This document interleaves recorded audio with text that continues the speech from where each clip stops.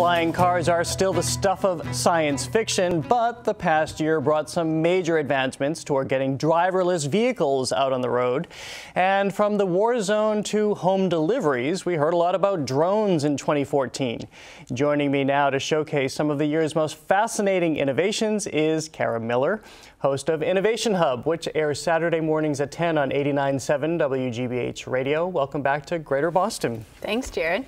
So when you look at what happened in 2014, is there an industry where you saw the most innovation?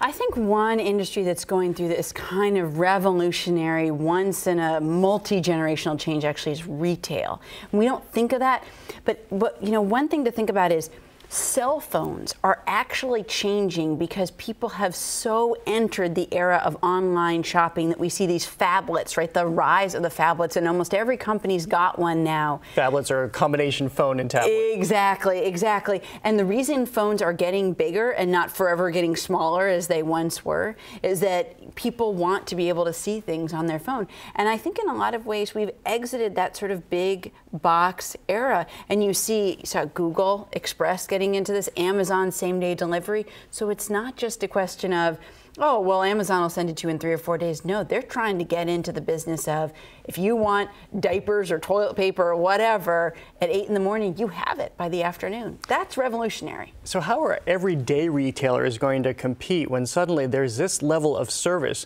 that can be literally at your doorstep? So the truth is a lot of them aren't going to be able to compete. I mean, we see malls around the country struggling, and I think it's possible that many malls will actually go out of business, or we'll see many empty storefronts in malls. In other cases, a good example, I think, is Nike. But you see this from upstart companies like Bonobos too, is that they're trying to do custom stuff. So they are a big company, but they're basically saying, but that's okay, Jared, we can custom make a shoe for you that's yours alone. So again, exiting that sort of big box era, era where it's, we make one and you either like it or you don't kind of thing.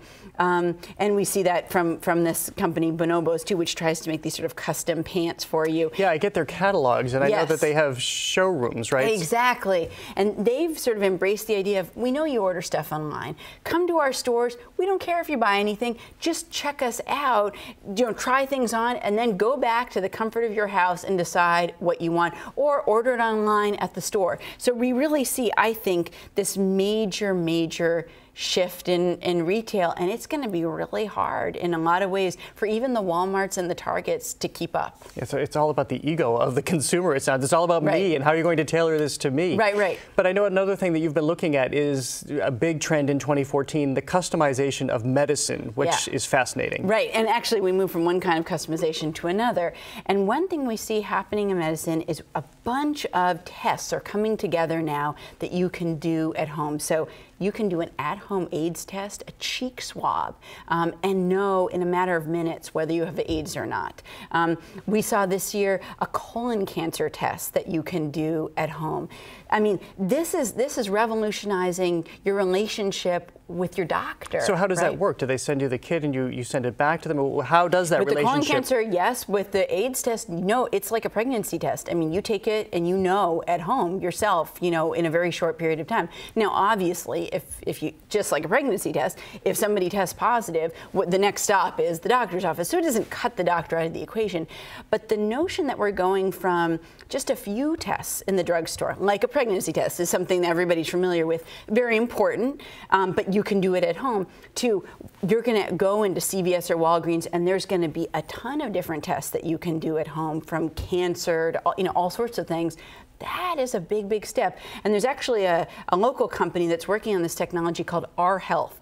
And they're aiming to take 1 drop of blood. So forget like sitting on the vinyl seats and they take these huge these huge vials of blood, right?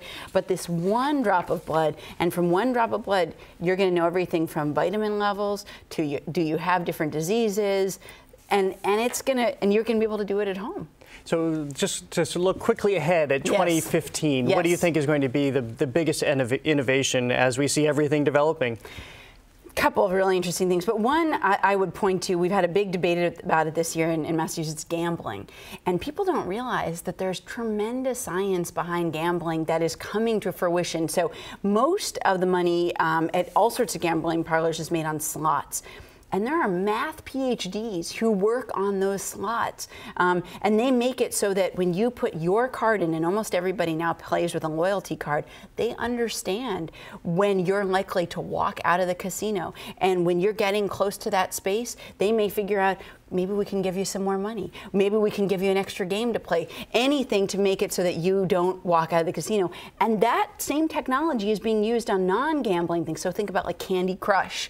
That technology of figuring out just the right music, just the right experience for you to get sucked in and to keep that thing going is actually like coming to fruition. And I think this year in 2015, we're going to see it make strides that are really quite amazing. They know you better than you. Any other innovations you see for 2015? Well, so I think one other thing is we're going to see a lot more connected objects in our home. And we were actually talking about this before, and I know that from your cell phone, you can control the heat in your home, right? I can tell you the temperature right now in my home. And so we've started to see that in 2014, people getting these Nest thermostats.